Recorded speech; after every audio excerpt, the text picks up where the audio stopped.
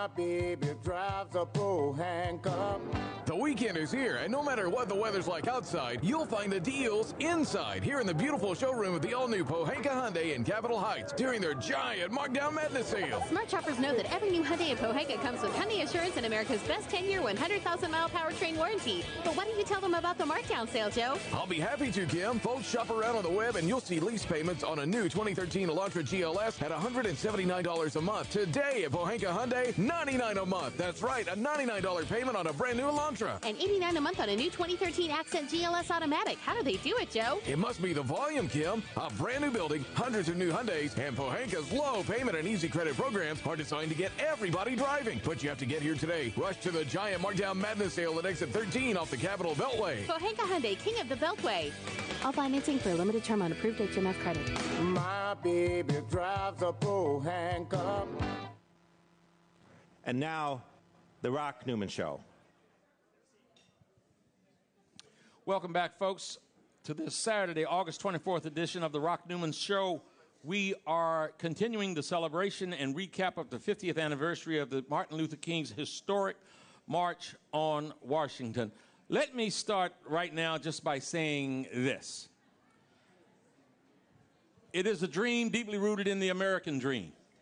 And he goes on to say, you know, a lot of people have opined about where this speech ranks in the history of speeches.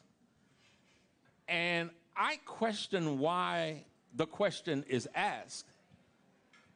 I don't know if any of you out there in live streaming land around the world, I don't know what your thoughts are, or here in this live audience. But is anyone, because you can't react to me right now, but the live audience can, does anyone in the live audience know a speech that's more famous than Martin Luther King's I Have a Dream speech? Does anyone in the live audience, you think that there's another speech more famous than Martin Luther King's I Have a Dream speech? Yeah. What is it? Say it again. Gettysburg. The Gettysburg Address. Okay. All right. Okay. Now, the I Have a Dream speech has been researched and dissected and opened up and laid to the side by my next guest. His name is Gary Younge, and he is the author of the speech. Gary Younge, welcome to the Rock Newman Show. Thanks very much for having me. So it has been said that on August the 28th, 1963, the great orator Martin Luther King was speaking to 250,000 people, and that he was losing the audience. He was talking policy, and he was losing the audience. That the audience was starting to sort of drift. And then what happened? Well, the night before, if we go back to the night before, Wyatt T. Walker, one of his principal aides, says to him, don't do the I Have a Dream thing. It's trite. It's a cliche. You've done it too many times already. King had delivered the I Have a Dream segment many times before, including in Detroit 3 months earlier, in Chicago just a week earlier. And they said, you need to raise your game for this one. Now, King that year had delivered 350 speeches. And so if you're delivering 350 speeches in a year, you are not delivering a new speech each time. And as a Baptist preacher, he would weave in, cut and paste, respond to the audience and so on. And he had a number of riffs, and I Have a Dream was one of them. So he's up on the podium, and he's losing the audience a little bit. Things are fading a little bit. And behind him, Mahalia Jackson is sitting. Now, as was mentioned earlier, no women spoke from the podium that day, but they did sing. Mahalia Jackson had just sung, I've been buked, I've been scorned. She was in Detroit 3 months earlier when he delivered the I Have a Dream thing there, and she had loved it. And King and Mahalia Jackson had this very intimate relationship. He would call her for what was called gospel therapy, when he was down and on the road, he would call Mahalia Jackson and she would sing to him. I'm glad you explained that because you said this intimate. Yeah, Okay. not that. Okay. Not Okay. that way. All right.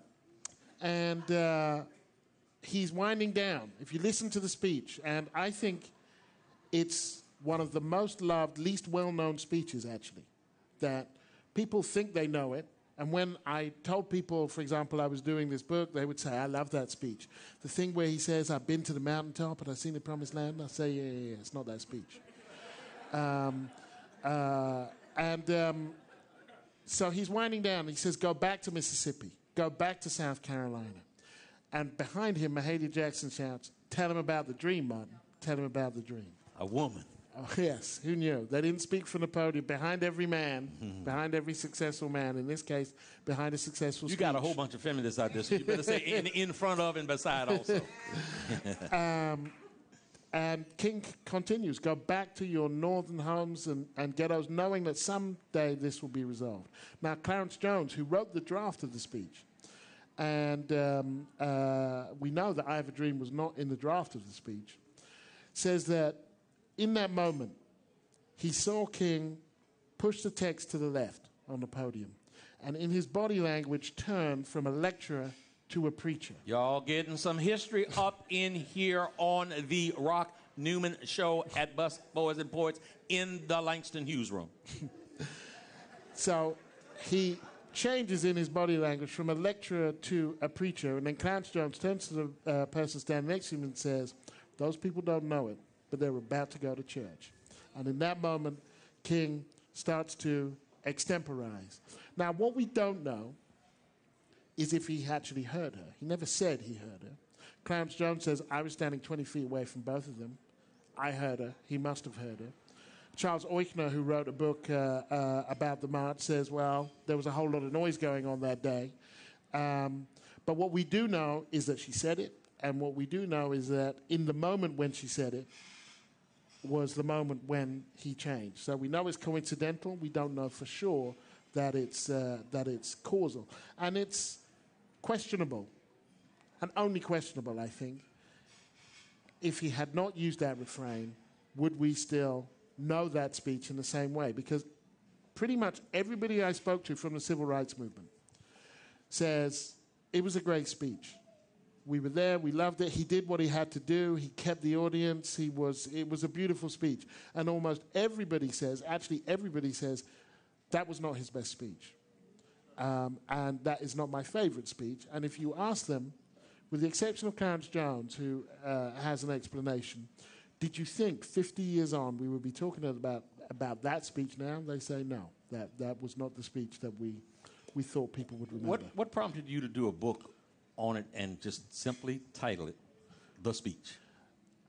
Well, you can, so long as you have his picture on and you call it The Speech, everybody knows what speech it is. There is no other speech. I mean, depending on when you ask your audience, is there another speech in the world? Every country has their speech. I'm from Britain. Winston Churchill will fight them on the beaches, will fight them on the sands. The French have de Gaulle. They're usually related to war in some way. But there's only one speech that people remember. Now, when I first came to America, I was actually working at the Washington Post on secondment from my newspaper, The Guardian. And I arrived on July the 3rd, so I couldn't start work until the 5th or something like that. So I went down to the mall on July 4th just to see the... You're from Britain? I'm from Britain. I take it you don't celebrate July the 4th. Well, you know... funny you should say that, because when Americans, when I have been, as I was, attacked sometimes by white Americans for example, opposing the Iraq War, and they say to me, my parents are from Barbados, and then they immigrated to Britain. I was born there. And I've had white Americans say to me, if it wasn't for you, if it wasn't for us, you'd be speaking German. And I tell them, if it wasn't for you, I'd probably be speaking Igbo.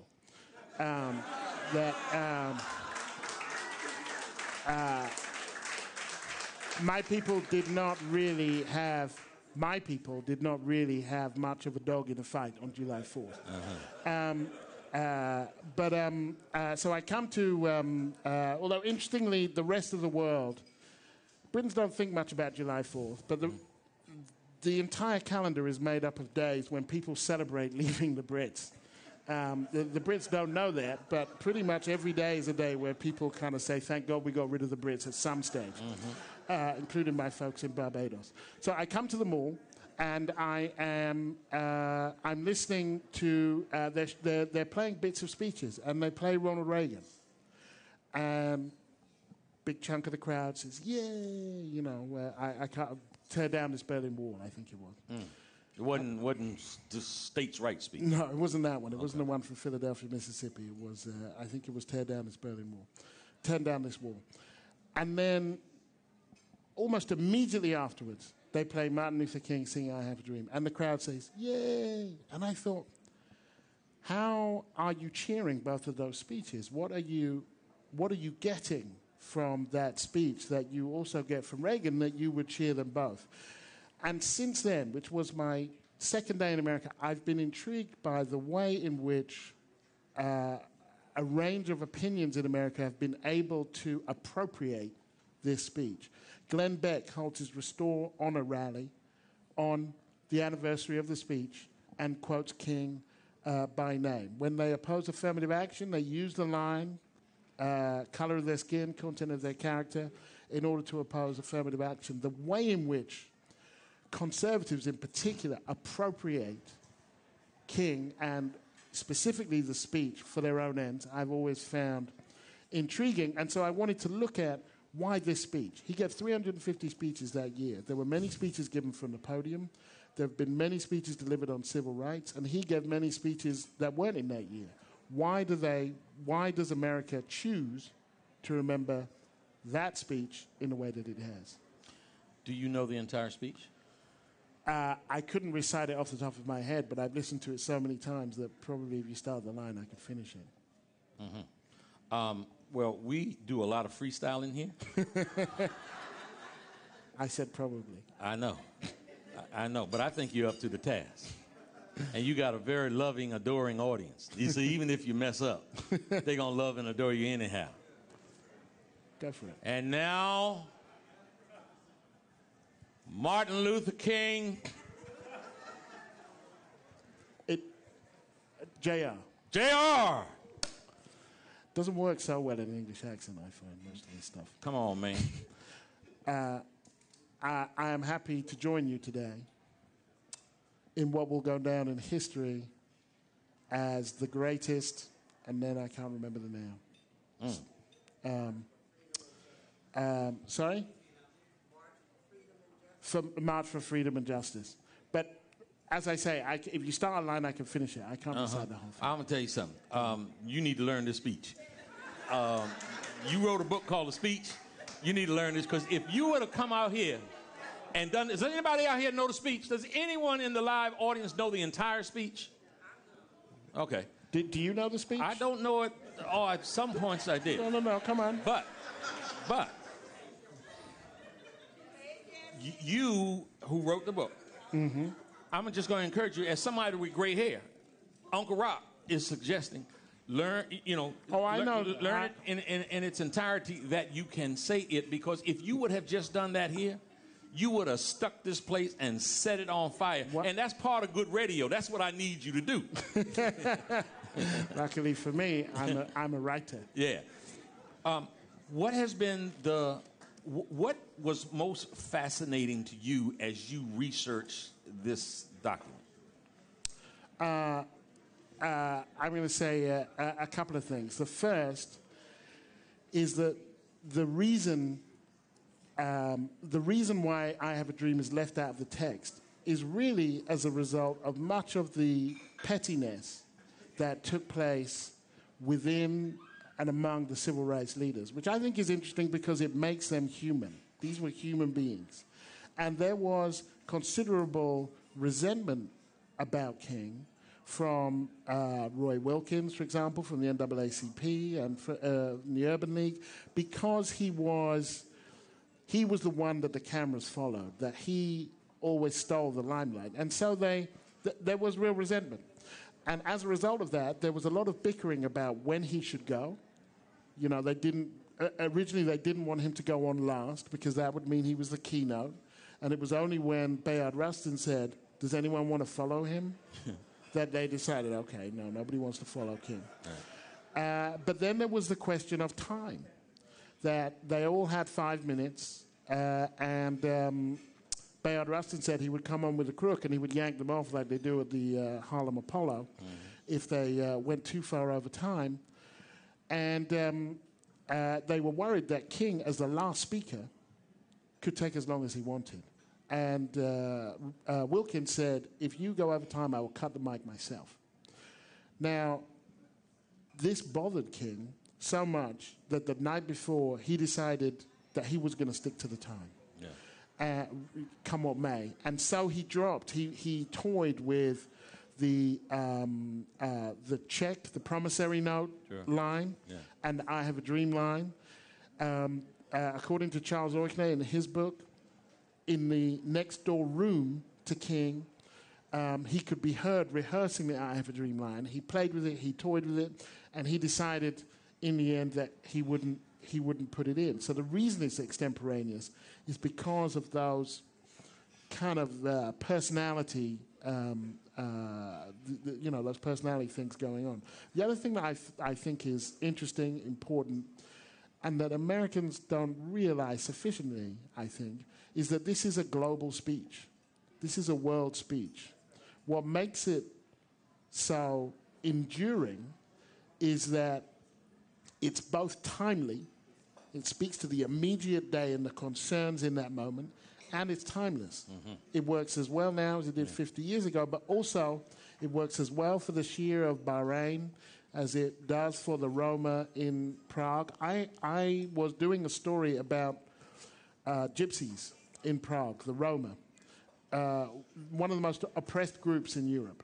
And I was talking to a man, we were about a third of the way through a bottle of vodka, and he slammed his glass down and he said, we need a dream. We need a Martin Luther King. So it translates all over the world.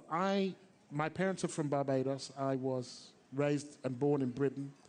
I was raised on and with this speech. I did it at school when I was 11 or 12 in a town just outside of London.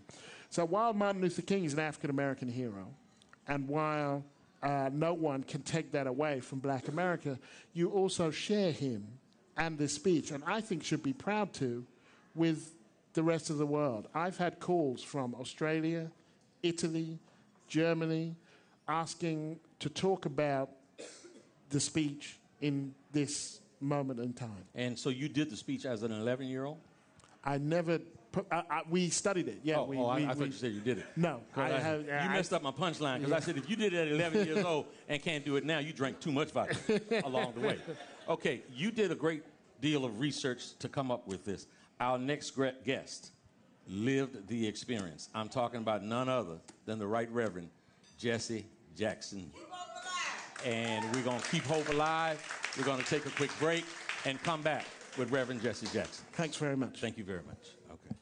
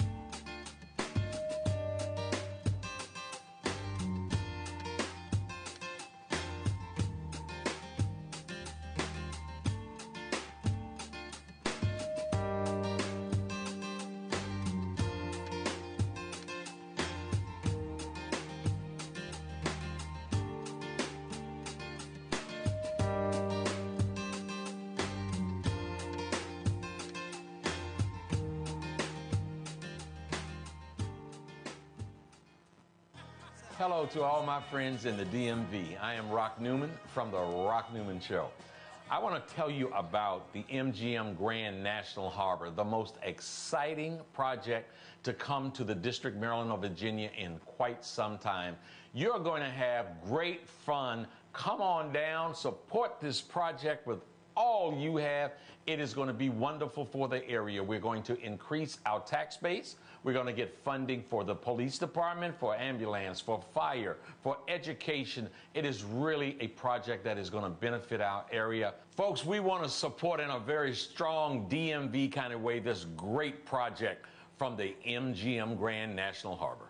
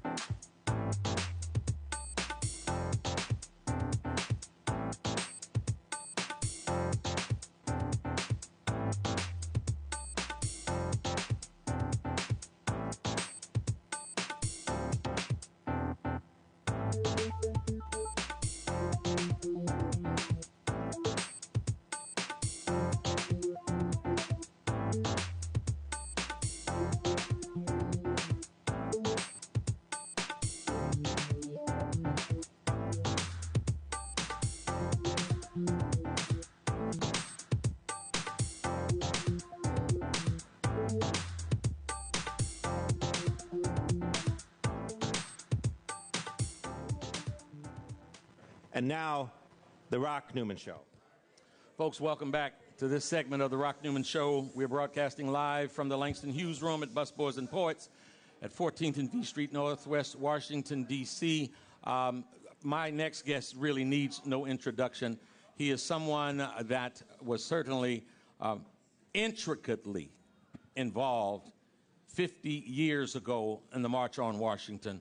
Someone who has paid a price, someone who has blazed trails unbefore known to African Americans, someone who has withstood the slings and arrows. You know something?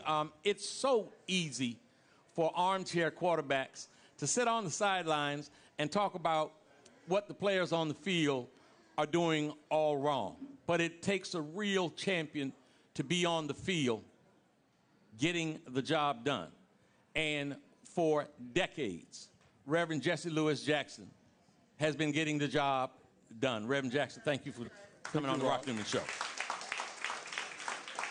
You know, we could start many places, but Jesse has shared, he has something that he wants my listening audience around the world and the folks in this room here at Busboys and Poets to be aware of that you mostly or maybe never have even heard about. Reverend Jackson. You know, Rock, thank you. I wanted to share the context of that speech and that march and the preparation by the government to deal with it. And the memo goes like this, memo of one sent from the government. In preparation for the potential riots and disasters, federal officials feared the March on Washington threatened. All elective surgery in the area's hospitals was canceled, freeing 350 beds for riot-related emergencies. 1,900 of Washington's 2,900 police officers worked 18-hour overtime shifts instead of their normal 8 hours. Police plotted 72 potential disaster scenarios and planned a response to each one. In the event of a riot, a policeman or National Guardsman would be stationed on every street corner in downtown Washington's business district to guard against looters. They deployed 200 scout cars, 86 motorcycles, 20 jeeps, several police helicopters, and 23 cranes to move broken down or disabled buses. Local judges were placed on round-the-clock standby.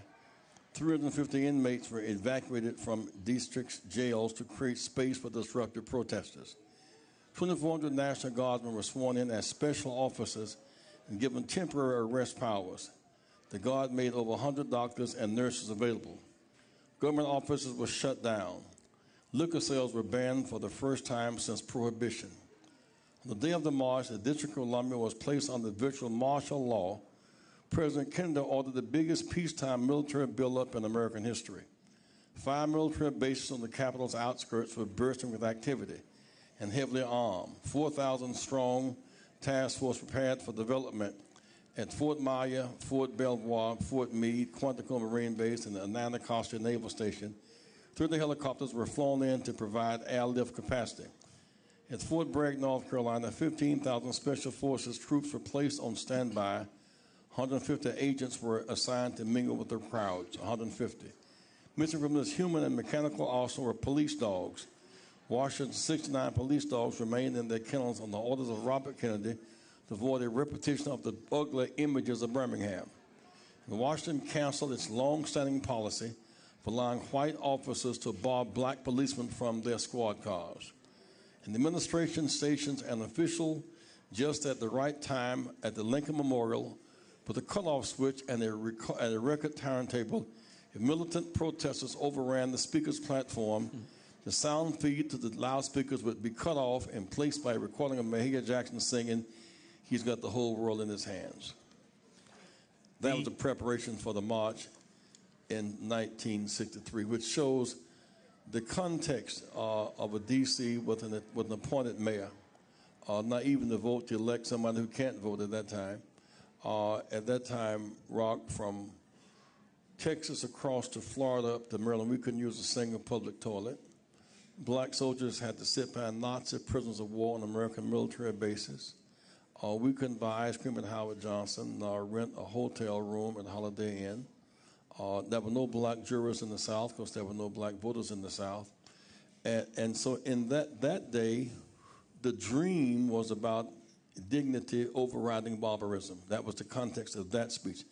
A different speech than the dream in 64 for a public accommodations bill to make that illegal. Different than the dream in 65 for the right to vote. Different than the dream in 66 for fair housing in Chicago. Different than the dream in 67 for a poor people's campaign to end the war in Vietnam, because he felt money was going to war and poverty was going to the war in Vietnam. So his last campaign speech was to be at Washington Memorial, at Lincoln Memorial, but we'd already built Resurrection City, led by Walter Fauntroy.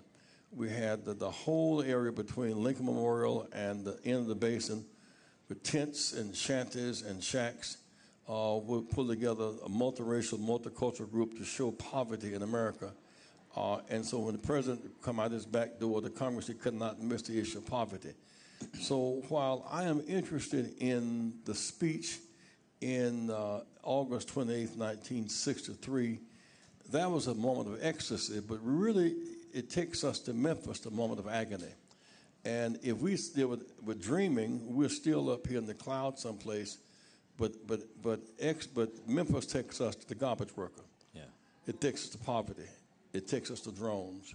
It takes us to war policy. It takes us to what Dr. King, the issue is not where he was born in Atlanta. He had nothing to do with that. No, the moment of ecstasy in Washington. But in the end, it is the suffering and sacrifice of Memphis that tells the real story. Martin Luther King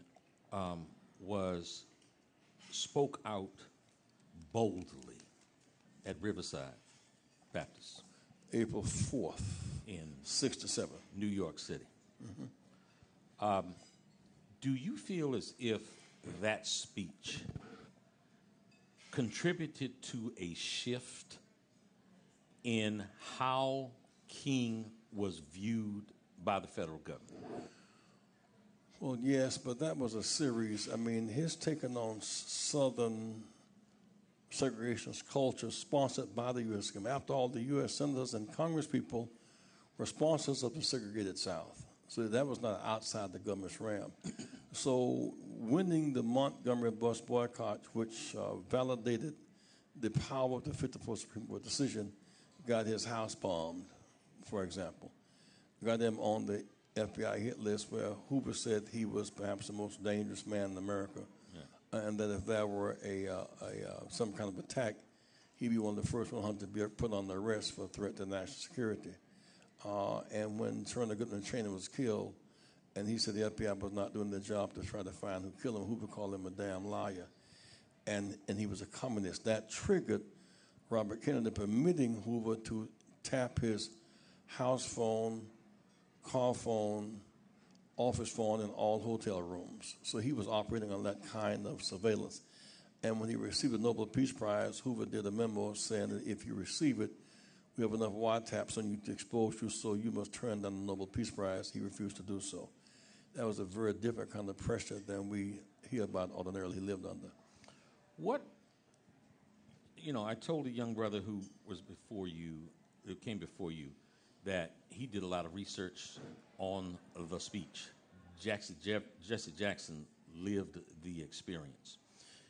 Can you reflect and share what might have been your greatest moment of fear during those days? Well, I was arrested July 1960 trying to use the public library, which scared my parents more than it scared me. And then Was that in Greensboro? In Greenville, South Carolina. Greenville, South Carolina. But then Greensboro in 1963, June the 5th, and Meg Edwards was killed June the 12th.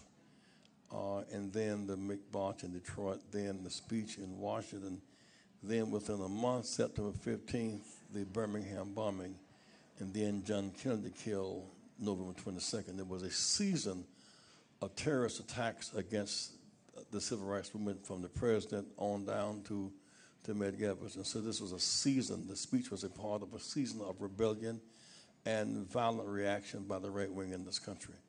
And so I kind of put it in that context.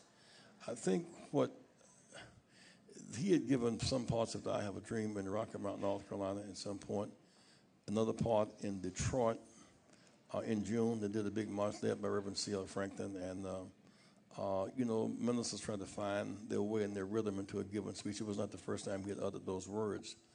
But I think the speech that has most meaning to me in that sense was the weekend before he was killed. On a Friday night, he called for a staff meeting. And it was like 10 o'clock at night. Reverend Abernathy called, said, Martin, I'll meet with you the next morning. Well, I didn't want to go because we had something planned for Saturday morning, a breadbasket meeting in Chicago.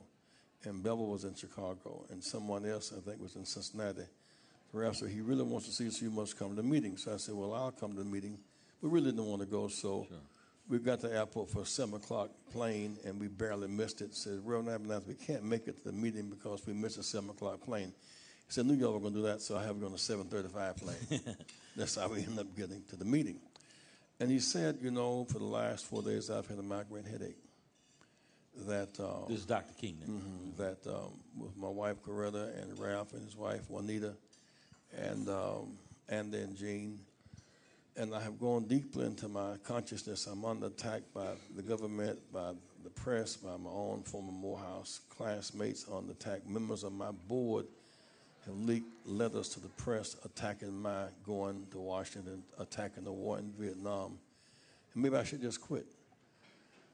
Maybe I've done as much as I can do in 13 years. We won the boycott. We got 6 full accommodations. We got the right to vote. Maybe I've done as much as I can. Maybe I can just go and become president of Morehouse and write and travel some. Maybe that's what I should do. I remember Andy Younge saying, it was early in the morning, saying, Doc, please don't talk that way.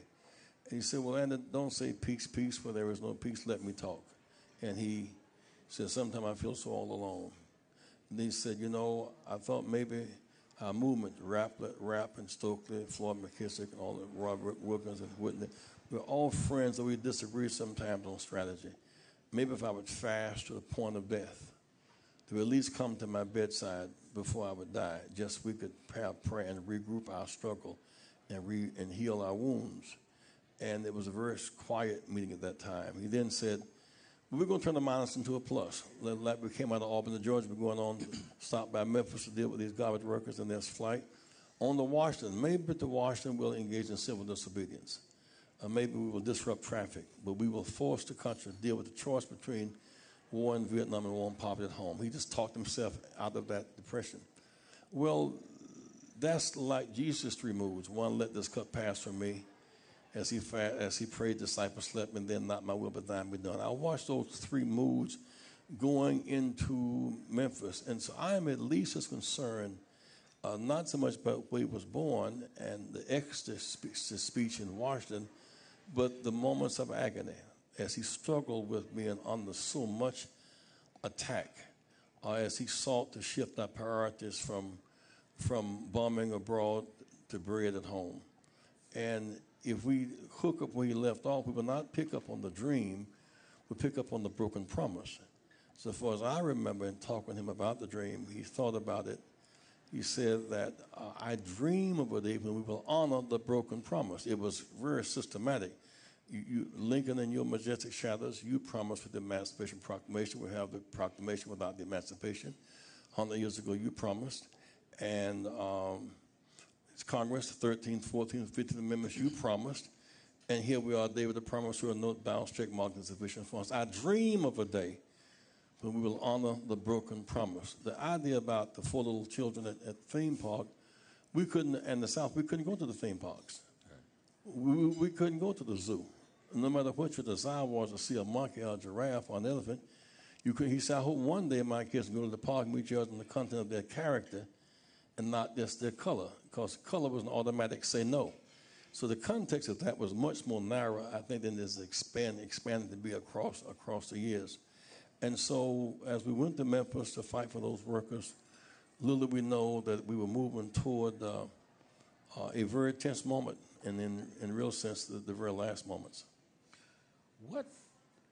What impact did he most have on you personally, Jesse Jackson, as a man? Well, I can never stop. I can never retire. I will give my last full measure, whether it is through just giving out rather than rust out, in some violent way because I live a rather risky life. But one cannot retire because he didn't retire. And to do anything less than your best would be to let him down. And I feel a keen sense of obligation to him. And almost every day, in some way, I'm about to do something, about to make some move. I think, what would he think about that? What would be his judgment? Whether I'm right or wrong, it's kind of in my consciousness. The times I've grown to bring Americans home from foreign jails, whether going to get the good men from Syria, going to Cuba, Iraq, or Yugoslavia, or going to the Gambia, the sense of audacity, believe that the African-American struggle has moral authority around the world, just as that speech does. That comes from being in the King tradition. He just believed that he had the light that was shining in the dark place, anywhere in the world. And those around him kind of believed we had that power because he had it. The tagline of the Rock Newman Show is "We Are One," and we will attempt from this table to try to affect that dream, to try to affect, in our little way, to promote that theory and hope that we get to that reality someday. So far be it from me to want to in any way diminish any of the good that was today, August the 24th, 2013. I make an observation. This is my personal observation, that the commitment that you have made, the life that you have lived, that you deserved today, for example, today. I don't want to get into any cults of personality, but you deserve today the most prominent role to be played if we're talking about the 50th anniversary of and the celebration of the Martin Luther King speech on Washington. Do you have any feelings at all that perhaps you were not given the respect due you for the lifetime of commitment that you've made? I'm not sure that it matters as much as some people think it should. You know, when I brought Goodman from Syria, who was down, and I did not know him, and going to Syria was quite a risk at that time. And brought the Americans, 40 of them home from Cuba and several hundred from Iraq, and then Yugoslavia, and then from the Gambia. Only one ever sent a letter of thanks. Never did either one ever send a Christmas card to our family. But I would do it again because it is by grace, not by thanks, that we must move. We must act. And in the end, it is your efforts and grace that should sustain you, not thanks. And that's how I kind of appropriate that. And I try to take a step back from certain of the positioning issues that people find they must take What matters to me the most about the day is the message, no matter who the messenger may be. That is to say, that we must not come to Washington at this time, given what's happening to us, for reflection, mere reflection and motivation, but for legislation and for appropriation and for enforced civil rights law. 31 cities with 40% or more black males jobless. 50% plus black males jobless. We need investment and appropriation, not motivation. We're already motivated and very unemployed. In New York, around 52% plus black males jobless. So they don't need to stop and frisk, they need to stop and employ. Stop and have a job. Stop and educate, stop and house. And so if the stop some of those thugs down on Wall Street. Stop that, so that and stop foreclosing people's homes and the banks make money robbing people. And so if the message gets through, if one message is they came and they reflected on the speech of 1963, all right, and they're motivated to go back home and do something, then it's like vapor. If they came and said that blacks are number one in politics in the White House, but we're number one in infant mortality, number one in short life expectancy, number one in lack of college education, in the criminal justice system, 2.5 million Americans in prison, and blacks over half of that. That two investment companies make $1.5 billion a year off of prison collect telephone calls. The increasing prison labor is becoming accepted. And there are some kids in jail 4 and 5 years for pretrial detention. If we address that, it doesn't matter to me who does the addressing, but that has to be addressed for us to be relevant in these times.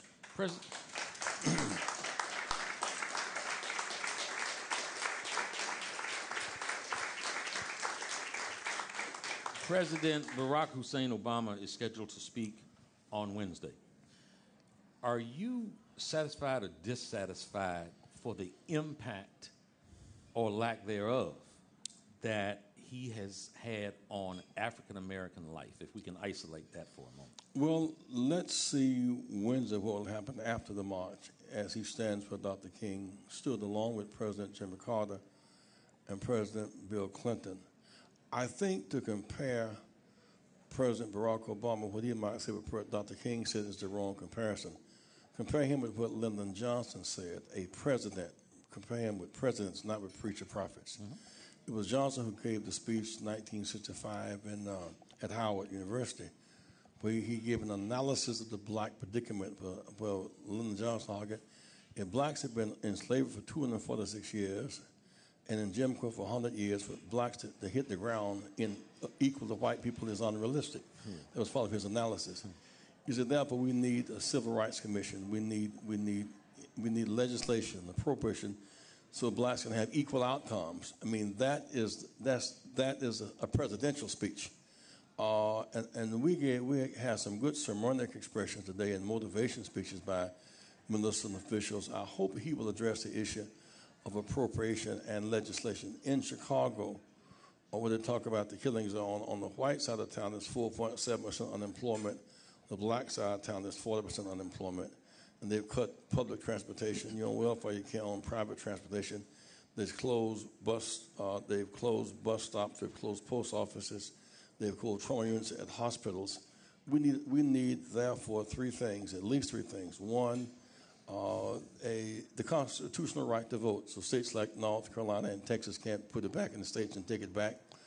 We need the revival of the war on poverty. We need student loan debt forgiveness as a stimulus. And we need to commit to end these unnecessary wars. I mean, we need something of the substance that takes us to a higher place. And I hope that happens. I'll be anxiously waiting. You're famous for your phrase, keep hope alive. Oh, boy. You keeping hope alive? I am. You know, we were in the ADA campaign, and we were doing reasonably well beyond many expectations. And we were supposed to, we thought, run a fairly good race in New York. Maybe we could have won. But Gore got out the race. It had been a three-person race. We could have won New York, but they got him to pull back. So Bill Hawkins and I ran heads up. He had a big budget, and I didn't. I had a poor campaign, the rich message. He had a poor message, the rich campaign. So, and so that happened. And then many people felt once we had lost New York, we should just give up and don't go any further because technically we cannot win. I said, but the people in Pennsylvania not had a chance to vote yet, or in California. So we got to keep hope alive. The only thing we got going for us is hope. When you stop hoping, you stop hopping. And if people take your hope, it's like taking the juice out your grape and nothing left but a raisin. You got to have the power to hope. In the most difficult situations, you got to fight for hope no matter what the odds are. And hope is a stimulus for me. Hope is a stimulus. It's a stimulus. Yeah. Where do you go from here? What's your greatest focus as you leave Washington, go back to Chicago or wherever you might go? What's most urgent to you? The most urgent right now is since all rights are preserved by the vote, unless the president moves rather quickly and convene this Congress and fight, we don't have the constitutional right to vote. We have the state's right to vote. We have the federal government stops discrimination in voting 15th Amendment. You have the constitutional right to bear arms, but not to vote. That's why when Roberts kicked it to the states and the Congress, and they kicked it to the states, then North Carolina said, well, if that be the case, here's what we'll do. We'll take precincts off of college campuses. If that's the case, we'll start redrawing the lines. And in North Carolina, for example, Watts district is Greensboro to Charlotte. They cut off 25%. That district's gone. Congressman Clyburn, his district runs from Columbia to Charleston. They cut off 25%. He's out. We could lose half of our congressional and Senate and state legislators within the next 2 years unless we fight right now to stop any erosion of our voting rights by states. And what we wanted in 65 was overcoming states' rights control, federal controls of the government. So this is the moment that we need the constitutional right to vote affirmed in the Constitution. Second, given the amount of poverty in our country today, working poor people, 50 million Americans in poverty and 50 million almost there. What does that mean? It means people don't have a bank account. It means people have a low credit score and can't borrow. It means they cannot aspire to send their children to college. It means they live from check to check and sometimes no check, and they survive. People in those conditions can hardly grow and develop. But even from that pool of poverty-stricken people, whenever there are just and balanced opportunities, they make the best. You look at all these football players when the Washington team, I should dare not call them Redskins because that's so racist. But when the Washington team plays the Giants, and you have all these African Americans on the field, they come from very difficult circumstances. Many come from single-parent homes or no-parent homes, and yet they are the best in the world at what they do. What allows us to be the best on earth at football, basketball, baseball, boxing, and what's so hard to be the very best at? And that's because, Rock, whenever the playing field is even, no matter where you come from, when the field is even, rules public, goals clear, referees fair, and the score is transparent, we can make it. We can make it when the field is uneven. And that's really what civil rights is about, is fighting for an even playing field. There's nothing to suggest that we can't make it with an even playing field. But if we're playing football and one guy has to run 8 yards for first down, of course, he inherited some yards. You got to run 12 yards because you single parent household, you can't win the game. But if it's 10 yards for first downs, we can make it. Two things as we wrap up. What makes Jesse Jackson happy today? 1. 2, what's Jesse Jackson gonna want said on his big old tombstone? Well, what makes me happy, I believe, in a few minutes going home to be with Jackie, with whom I've been married 51 years. That they go and listen to her do what she do and say what she's saying. I just sit there and look at her. I just get happy listening to her talk. She just be talking. Even if she fussing? Well, that's all she be doing. I just be listening.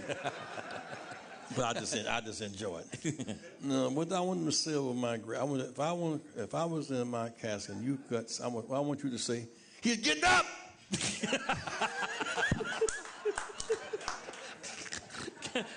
And because he fired up. He getting up. He can't take it no more. He getting up. The Right Reverend Jesse L. Jackson. Folks, we'll be back next Saturday, 9 to noon, on the Rock Newman Show at Busboys and Poets. Thank you very much. Thanks to the live audience and those of you watching around the world. Next time, Saturday, 9 to noon.